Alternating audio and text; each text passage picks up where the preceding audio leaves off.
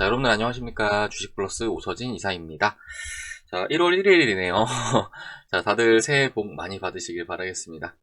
자, 지난 한 해는 정말 너무나 다양한 일들, 많은 일들이 있었는데, 우리 주식시장 같은 경우에도 그 종목들도 상당히 좀 뒤죽박죽이었어요. 2020년도 같은 경우에는 대부분의 종목들 올랐다고 한다면은, 2021년도, 작년 같은 경우에는 종목별로도 좀 순환매가 이어지는 그런 모습을 보여주긴 했는데, 대표적으로 연초에는 원자재 가격 상승 관련 종목들이 좀 잘 올라주었고, 이제 이어서 카카오라든지 빅테크 관련 종목들도 잘 올라주었죠. 그리고 이제 하반기 들어서는 NFT나 메타버스 관련 종목들, 그리고 막바지에는 그 반도체 관련 종목들이 좀 돌려주면서 마무리를 해 주었습니다. 자, 그리고 이제 올해 같은 경우에도 이러한 흐름은 좀 이어지지 않을까. 그러니까 종목별로 좀 순환매 장세이 이어지지 않을까라고 생각이 되고 있는데, 아무래도 이제 그 긴축에 대한 시스템이 이제 작동을 할 예정이에요. 우리나라 같은 경우에도 기준금리를 두 차례 인상을 할 예정이라고 하고, 그리고 이제 미국 같은 경우에도 기준금리를 세 차례 인상을 할 예정이라고 하는데, 이렇게 좀 유동성이 축소가 된다고 하면은 그 시장 내 그 자금 자체도 좀 뚝 떨어질 수밖에 없기 때문에 시장을 전체적으로 위로 끌어올릴 힘은 아무래도 다소 좀 떨어질 수밖에 없겠죠. 그렇기 때문에 그 시장 안에 종목들 안에서도 A가 오르면은 그 다음에 B가 오르고 그 다음에 C가 오르고 이런 식으로 좀 순환매를 나타내는 그런 장세가 이어지지 않을까라고 생각이 되고 있습니다. 자, 그렇기 때문에 앞으로 주식시장은 난이도가 조금은 더 높아질 수 있는 그런 장세라고 생각이 돼요. 그리고 이제 이러한 시장 상황 속에서 어느 정도 지금 맞지 않는 매매 전략을 실행을 해 나가고 있다 하시는 분들은 이런 매매 전략은 좀 바꿔 나가셔야지, 안 되는 방향을 계속 고수를 하시면 더 안 좋아질 수밖에 없다라는 점을 좀 참고를 해주시면 좋을 것 같습니다.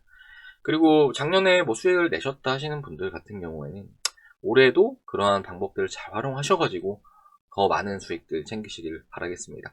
자, 그리고 이제 우리 투자자분들 오늘은 좀 대응이라는 것에 대해서도 좀 말씀을 드리면서 시작을 해보도록 할 건데, 주식이라는 거는 종목을 선정을 하는 것도 중요하긴 하지만 대응이 잘 안 된다 하면은 필패를 할 수밖에 없습니다. 물론 내가 어떤 특정 종목군들을 가지고 예를 들어 삼성전자나 이런 종목들 가지고 10년, 20년 투자를 해 나간다라고 해요. 그러면서 장기간 묶어두는 건 괜찮아요. 그렇지만 우리 투자자분들께서 희망하시는 수익은 그런 수익이 아니실 거예요. 특히나 주식하시는 분들은.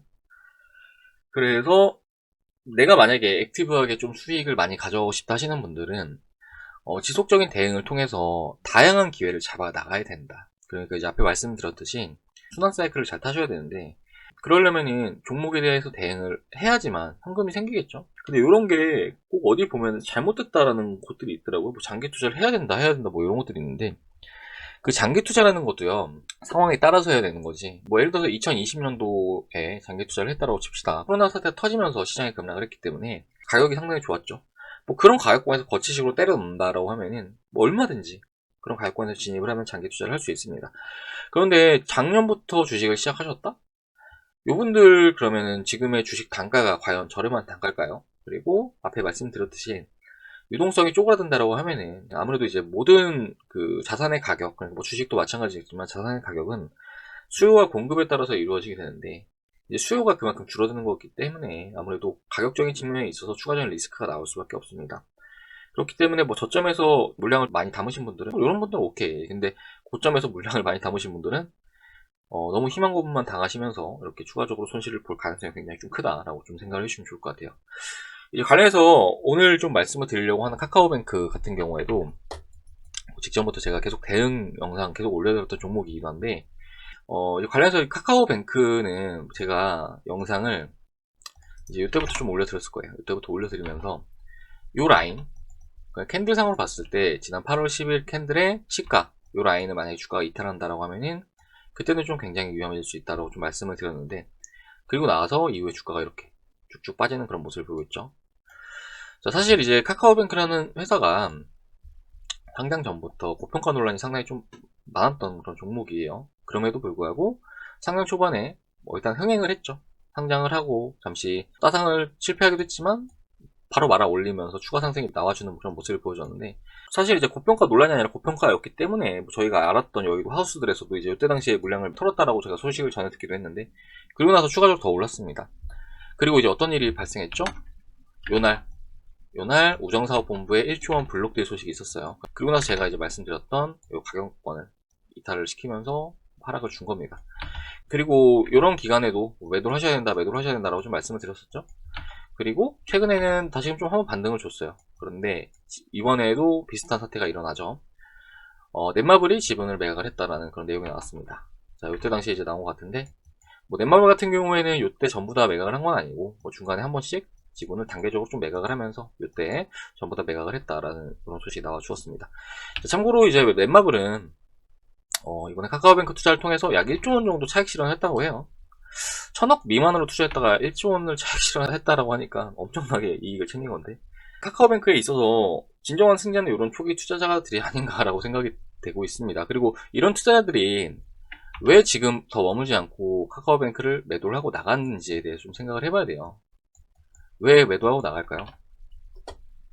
그거는 바로 가격이 너무 비싸기 때문이다. 자, 요거만 좀 기억해 주시면 좋을 것 같습니다. 자, 주식은 싸게 사서 비싸게 파는 재테크죠. 특히나 이제 카카오뱅크는 일단 은행주예요. 은행주이기 때문에 상당히 좀 보수적으로 접근해야 되는데, 지금 가격권이 너무 저렴한 편은 아니라는 겁니다. 뭐 예를 들어서 카카오뱅크의 지금 시가총액이 얼마인지 보면은 28조 원 정도 나와요. 28조 원. 그리고 영업이익은 올해 예상치가 약 3천억 원이 조금 안 됩니다. 28조 원, 3천억 원.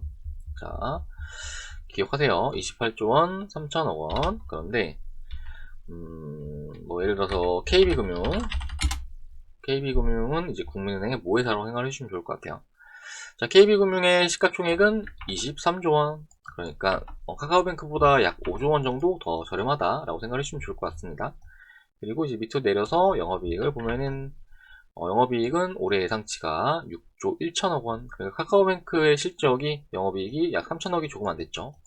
그러니까 KB금융이 실적을 영업이익을 카카오뱅크에 대비해서 20배가량 더 많이 내고 있다. 그런데 지금 카카오뱅크가 시총은 훨씬 더 비싸다라는 점을 좀 생각을 해주시면 좋을 것 같습니다. 그리고 그 외적인 은행주들과 비교를 해봐도 너무 비싸요. 뭐 기업은행이라든지 이제 우리금융지주 뭐 이런 회사들과 다 비교해보면은 요거는 제가 이제 비교를 이번 시간에 해드리지 않겠지만 한번 이렇게 검색해서 시가총액이랑 영업이익 한번 비교해보시면 좋을 것 같습니다. 자, 그리고 이제 요 위에 보시면은 PBR, 요거는 기업의 순자산과 비교해서 그 회사의 가격, 그러니까 시가총액이 얼마나 비싸냐, 얼마나 저렴하냐, 요거를 판단하는 지표인데, 시가총액 상위 종목들은 대부분 PBR이 일단 그렇게 높지는 않아요. 일부 종목들 제외하고. 그리고 특히나 이제 은행주들 같은 경우에는 더 PBR이 낮습니다. 대부분 이제 1배 미만을 나타내는 경우가 일반적인데, 그 이유에 대해서는 일단은 뭐 이런 은행주들이 규제 산업에 속한 그런 종목들이기 때문이다라고 생각을 해주시면 좋을 것 같고, 보시는 바와 같이 우리금융지주가 이제 0.4배죠. 그리고 다시 KB금융이 0.5배, 그러니까 1배 미만입니다 거의. 그런데 카카오뱅크가 보시면 8배가 넘어요. 뭐 올해 예상 실적치로 하면은 뭐 5배 정도 나오는 것 같은데, 내년 4.7배, 내후년 4.3배. 일단 너무 비싸요. 너무 비싸다라고 밖에 볼 수가 없을 것 같고, 물론 카카오뱅크라는 회사가 뭐 플랫폼 기업이라는 그런 뭐 타이틀을 가지고 있긴 하지만, 상장 이후에는 사실 뭐 규제에 대한 소식밖에 없었거든요. 최근에 3달간 뭐 마이너스 통장에 대한 규제, 뭐 신용대출에 대한 규제, 그리고 또 얼마 전에는 고신용도 대출 규제라는 뭐 그런 이슈들이 계속 나오고 있는데, 그렇게 되면 주가를 돌려주기 위해서 좀 특정한 모멘텀이 필요한데 그런 것들이 좀 없는 그런 상황이다 라고 좀 말씀을 드릴 수 같습니다.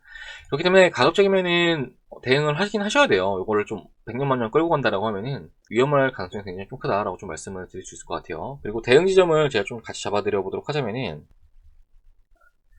자, 일단 선을 이렇게 제가 좀 그어놨는데, 이 선이 어떤 걸 의미하냐 하면은, 일단은 카카오뱅크라는 회사가 상장 초반에는 이렇게 강한 슈팅을 주었고, 그 다음부터 이렇게 좀 우하향 채널로 접어드는 그런 모습을 보여주었습니다. 그렇죠? 이제 고점에 맞닿으면은 눌리고, 저점에 맞닿으면 좀 반등이 나오고, 이런 흐름이 나오다가, 이러한 추세 저항대를 이후에 돌파를 해주는 그런 모습을 보여주었고, 그리고 나서 가장 최근에 말씀드렸듯이 넷마블의 지분 매각 소식이 나왔어요. 그리고 주가가 지금 요 직전에 요때 고점과 요때 저점을 이은 추세 채널의 저항선 부분에서 지지력이 나오고 있는 그런 상황입니다. 그렇기 때문에 지금은 일단은 그 방향성을 두 가지로 볼 수 있을 것 같은데, 반등에 대한 가능성과 하방에 대한 가능성이 있습니다. 그런데 만약에 지금의 가격권, 그게 약 58,000원 구간을 주가가 이탈을 시킨다라고 하면은 그때는 굉장히 좀 가파르게 떨어질 가능성이 큽니다.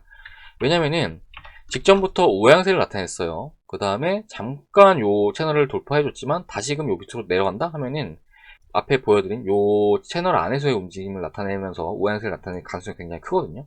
그래서 지금 카카오뱅크의 주가는 반등을 주는 듯 하지만 실질적으로는 우하향 추세가 좀 진행 중인 그런 차트이다 라고 생각을 해주시면 좋을 것 같아요.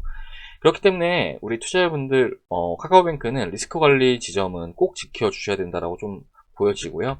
하방으로는 약 58,000원 정도 요 라인은 우리 투자자분들께서 반드시 좀 숙지를 하시고 좀 대응을 하시는 게 좋지 않을까라고 이렇게 좀 말씀을 드릴 수가 있을 것 같아요.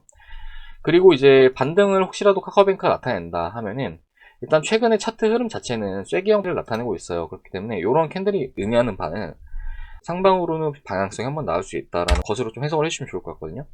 하지만 앞에 말씀드렸듯이 카카오뱅크는 뭐 지금 당장 기대할 수 있는 측면들이 크지 않기 때문에 기술적 반등이 만약에 나와준다라고 하면은 좀 빠르게 타이트하게 좀 잘라내시는 게 좋지 않을까라고 생각이 되고 있고 그러한 가격권은 직전에 이제 요때 저점 그러니까 가격적으로 봤을 때는 약 63,000원 정도 하셔가지고 대응을 하시는 게 바람직하지 않을까라고 이렇게 좀 말씀을 드릴 수 있을 것 같습니다. 자, 아무튼 이렇게 저항대와 추세선으로 말씀드린 뭐 대응 지점은 이렇고요. 그리고 이제 아무것도 그리지 않고 본다라고 하더라도 현재 그 이평선상으로 역배열이 나오고 있는 그런 상황이에요. 보통 이렇게 역배열이 나온다라고 하면은 이런 거는 반드시 이제 매도 신호로 좀 해석을 해주시면 좋을 것 같고 이렇게 좀 카카오뱅크 같은 경우에는 너무 욕심을 부리기보다는 좀 대응을 해 나가시는 게 좀 바람직하지 않을까라고 이렇게 좀 말씀을 드리도록 하겠습니다. 자, 그리고 이렇게 만약에 카카오뱅크를 매도를 한다 하시면은 뭐 좋은 종목 얼마나 많습니까? 앞에 제가 말씀드렸듯이 지난해 마지막에 결과적으로 반도체가 좀 달려주다가 마감을 했기 때문에 이런 종목들이 추가적인 연장 상승이 나올 가능성도 굉장히 좀 크다라고 좀 말씀을 드리고 싶은데 저희 주식플러스에서 최근에 매매를 했던 종목을 말씀을 드리자고 한다면은 뭐 대표적으로 한양디지텍이라는 종목 자, 이 종목 같은 경우는 엄청 오른 그런 모습이죠. 저희 주식플러스에서 자, 요때 당시에 진입했습니다. 요때 진입해가지고요. 그 다음에 요때 비중 일부 매도하고 요날 나머지 물량 다 매도했습니다. 그러면서 참여하셨던 회원님들의 인증샷을 좀 잠시 보여드리자면은 자, 이렇게 확인 가능하실 거예요. 자, 11월 9일날 추천드린 내역 확인 가능하시죠? 그리고 1차 목표가에서 비중 일부 매도한 다음에 끌고 간 건데 47% 수익, 뭐 290만원 벌어가신 분도 계시고 200만원 벌어가신 분도 계시고 98만원 벌어가신 분도 계시고 이렇게 뭐 한양디지털이라는 종목 뭐 저희 주식플러스에서 수익을 좀 많이 냈던 종목이기도 한데 그리고 이 외적으로도 또 다른 반도체 종목 LX세미콘 이것도 이제 저평가 관련 종목으로 진입을 했던 그런 종목이기도 합니다. 진입했던 날짜이지 요날이에요. 요날 진입했다가 보시는 바와 같이 신고가 계속 갱신하면서 달려주고 있죠. 요것도 일단은 최근에 수익 청산 완료했는데 LX세미콘이 자 보시면은 자 12월 24일날 정산했습니다. 보시면 뭐 240만원 벌어가신 분도 계시고 100만원 벌어가신 분도 계시죠. 그렇기 때문에 좀 말씀을 드리고자 하는 거는 좋은 기업과 좋은 주식은 다릅니다. 뭐 지금의 좋은 주식은 결과적으로 반도체인 거고 뭐 내년 같은 경우에도 이런 순환매 사이클이 이어지겠지만 우리 투자자분들께서는 꼭 이렇게 시장을 아웃퍼폼 해주는 종목들 그런 종목들을 계속 좀 발굴을 하셔야 되는 거고 그렇게 하셔야지만 순환매 시장에서 초과적인 수익을 달성할 수 있으실 거라고 이렇게 좀 말씀을 드리고 싶습니다. 자, 그리고 만약에 이렇게 종목 선정을 하는 게 어렵다 하시는 분들은 뭐 저희 주식플러스 도움도 받아보시면 좋을 거라고 좀 말씀을 드리고 싶은데요.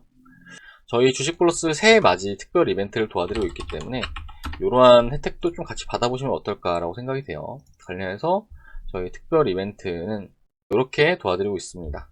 자, 보시면은 두 달에 44만원이죠. 네 달에 77만원입니다. 증권사 제휴하시면은 저희 제휴증권사가 몇 군데 있는데 같이 이용하시면은 저희가 1개월의 기간을 무료로 더 드리면서 한 달에 15만원꼴로 이용 가능하시게끔 맞춰드리고 있습니다. 자, 그렇게 되면 애들 학원비 정도도 안 되는 그런 금액이라고 생각해 주시면 좋을 것 같고요.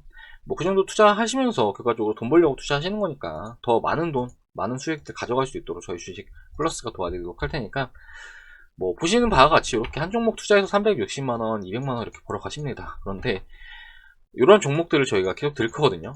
근데 그렇기 때문에 뭐 한 달에 15만원이라고 한다면은 얼마든지 뭐 투자 금액이 좀 되신다 하시는 분들은 뭐 몇천 이상도 벌어 가실 거고 투자 금액이 좀 적다 하시는 분들도 뭐 몇백 정도는 가져가시지 않을까요? 그리고 이제 제가 중간중간 교육이라든지 이런 것도 같이 도와드리니까 이런 것들까지 같이 좀 참고한다라고 하면은 너무 저렴하다라고밖에 좀 설명을 못 하겠습니다.